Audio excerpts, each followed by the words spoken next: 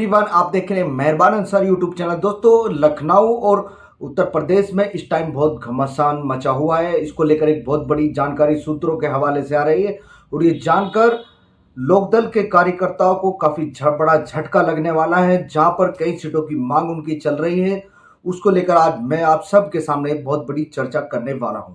तो लोकसभा चुनाव की चर्चा हमारे चैनल पर यूं ही जारी है, लेकिन लोकसभा चुनाव को लेकर एक बहुत बड़ी खबर सामने आई है उत्तर प्रदेश से। उत्तर प्रदेश में किस पार्टी को कितनी सीटें मिल रही है, एनडीए की ओर से क्या हो सकता है ऐलान।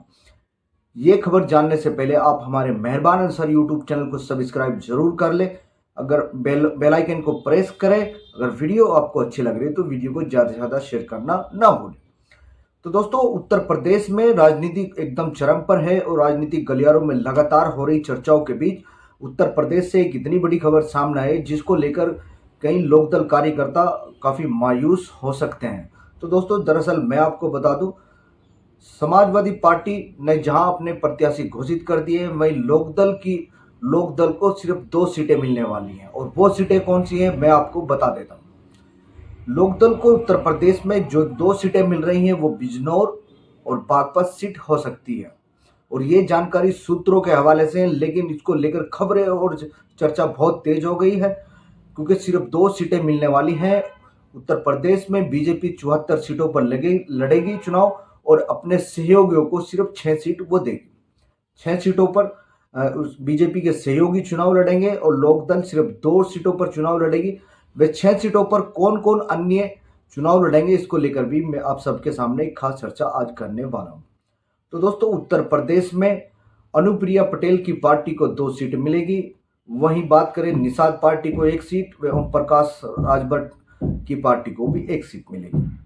और ये सीटें कौन सी हो सकती हैं, इसको लेकर भी आप सबसे बड़ी खास चर्चा है। खलीलाबाद से और रॉबर्टगंज या खलीलाबाद से निषाद पार्टी को 1 सीट मिलेगी। खलीलाबाद सीट पर वो चुनाव लड़ेंगे और घोसी या गाजीपुर से राजभर की पार्टी लड़ेगी चुनाव। तो अनुप्रिया पटेल भी 2 सीटों पर चुनाव लड़ेंगी। उनको 2 सीटें दी गई हैं। उत्तर प्रदेश में 74 सीटों पर बीजेपी अकेले चुनाव लड़ेगी। वहीं बात करें तो जयंत चौधरी की कोई खासी चर्चा जयंत चौधरी की हो रही थी क्योंकि इंडिया गठबंधन की ओर से उनको 7 सीटों का ऑफर दिया गया था, मगर अब उनको 2 सीटें मिलती नजर आ रही हैं। लोकदल कार्यकर्ताओं में काफी मायूसी होगी, जहां लगातार चारों ओर चर्चा चल रही थी कि उनको लेकर काफी चर्चा है, उनको सीटें कितनी दी जाए। अब लोकदल के कार्यकर्ताओं को ये काफी मायूसी भरा फैसला लग सकता है। 2 सीट उन्हें सिर्फ दी जा रही है। वैसे आज हम चर्चा एक और करने वाले हैं आपके सामने। आज मंत्रिमंडल की घोषणा भी हो सकती है। आज रात तक ही या सुबह तक मंत्रिमंडल विस्तार की मुख्यमंत्री योगी आदित्यनाथ जहां आज राज्यपाल से मिले, आज रात या सुबह तक मंत्री की घोषणा होने की संभावना है। तो वही बात करें ओम प्रकाश राजभर की पार्टी को भी एक मंत्री, ओम प्रकाश राजभर खुद मंत्री बन सकते हैं और जयंत की पार्टी में भी एक मंत्री बनाया जा सकता है। वही चर्चा करें तो जहां सबसे पहले नाम थाना भवन विधायक अशरफ अली खान का नाम सबसे ऊपर चल रहा था, वहीं दूसरी ओर बात करें तो शामली सदर विधायक प्रसन्न चौधरी का नाम भी मंत्री पद की दौड़ में सबसे आगे दिखाई दे रहा था। वहीं अब चर्चा होने लगी है राज्यपाल बालियान को लेकर। राज्यपाल बालियान बुढ़ाना से विधायक हैं, उनको लेकर खासी चर्चा है कि वो मंत्रिमंडल में शामिल हो सकते हैं और उनको मंत्री उत्तर प्रदेश से राज्य मंत्री बनाया जा सकता है। वही बात करें चौथे जो नाम की काफ़ी मशहूर थी और काफ़ी घोषणा उनकी हो रही थी, मदन भैया को भी लेकर काफ़ी चर्चा थी। मदन भैया हो सकते हैं मंत्रिमंडल में शामिल, लेकिन इन सब चर्चाओं पर अब विराम सा लगता नजर आ रहा है। उत्तर प्रदेश में अब एक बार फिर सब कुछ क्लियर होता नजर आ रहा है। 74 सीटों पर बीजेपी चुनाव लड़ेगी, 6 सीटों पर सहयोगी पार्टियां चुनाव लड़ेंगी। सूत्रों के हवाले से एकदम पुख्ता जानकारी आ रही है।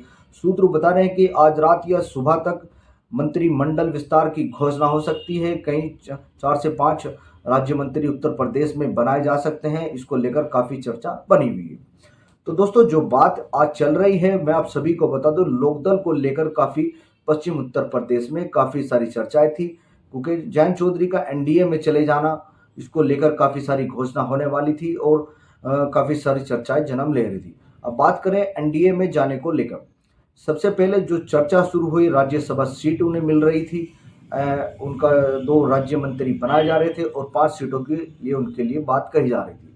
और लोकदल की सबसे बड़ी जो सीट है और प्रतिष्ठा वाली सीट मानी जा रही थी, वो डॉक्टर संजीव बालियान के खाते में जाती दिखाई दे रही है। दरअसल आपको बता दें दोस्तों, लगातार डॉक्टर संजीव बालियान अब जनता के संपर्क में हैं, सीधे गाँव-गाँव वो पहुँच रहे हैं और जो आरएलडीआई रे वाला गाना भी उन्हीं के प्रोग्राम में बजता दिखाई दे रहा है। वहीं दूसरी ओर से तैयारी कर रहे पूर्व मंत्री योगराज सिंह को भी एक बार गहरा झटका लगने की उम्मीद है, क्योंकि वो भी लगातार जनता के बीच जा रहे हैं और जनता से काफ़ी मजबूती से रिश्ते उनके अब बन गए हैं और लगातार क्षेत्रों में प्रोग्राम योगराज सिंह के भी हो रहे हैं।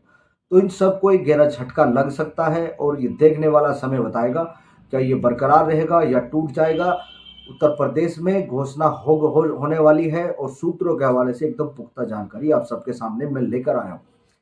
दोस्तों, जहां उनको 5 से 6 सीटें देने की बात कही जा रही थी, अब वो उनका जो मिशन था वो टूटता नजर आ रहा है और लोकसभा चुनाव जहां एकदम सर पे आ गया है, बीजेपी ने अपनी रणनीति भी पुख्ता कर ली है उत्तर प्रदेश में। दरअसल एक बार फिर मैं आपको बता दूं, 74 सीटों पर बीजेपी उत्तर प्रदेश में चुनाव लड़ेगी। वहीं 6 सीटें अपने उनके सहयोगी दल लड़ेंगे। उत्तर प्रदेश में जल्द सभी नामों की घोषणा हो सकती है। उत्तर प्रदेश में बीजेपी जल्द ही अपने लिस्ट भी जारी करेगी। इसको लेकर काफ़ी चर्चाएं उत्तर प्रदेश में थी, लेकिन ये चर्चाएं अब खत्म होती दिखाई दे रही हैं, क्योंकि सिर्फ 2 सीट बागपत और बिजनौर सीट लोकदल को दी जा रही है। अनुप्रिया पटेल की पार्टी को भी 2 सीटें जा रही है, निषाद पार्टी को 1 सीट और ओम प्रकाश राजभर की पार्टी को भी 1 सीट मिलने की उम्मीद है। तो दोस्तों, लगातार लोकसभा चुनाव को लेकर काफ़ी चर्चा मैं अपने चैनल के माध्यम से आपके बीच कर रहा हूं, जहां बीजेपी की नई लिस्ट भी जारी होने वाली है। हालांकि सूत्रों के हवाले से जो लिस्ट आई थी वो मैंने पिछली वीडियो में आप सबको बता दी है। उत्तर प्रदेश में आज मंत्रिमंडल की घोषणा हो सकती है, क्योंकि मुख्यमंत्री योगी आदित्यनाथ आज उत्तर प्रदेश के राज्यपाल से मिले हैं और आज इसको लेकर काफ़ी अटकलें उत्तर प्रदेश में तेज हो गई है। तो दोस्तों, लगातार आप ऐसे ही मेहरबान अंसार यूट्यूब चैनल के साथ जुड़े रहे। मैं आपको सारी बड़ी अपडेट और छोटी मोटी सभी अपडेट आपको देता रहूँगा और लगातार आप मुझे ऐसे ही सपोर्ट करते रहिए। जल्द लौटेंगे एक बार फिर नई कहानी नई बात के साथ, तब तक देखते रहिए मेहरबान अंसार यूट्यूब चैनल के साथ। धन्यवाद।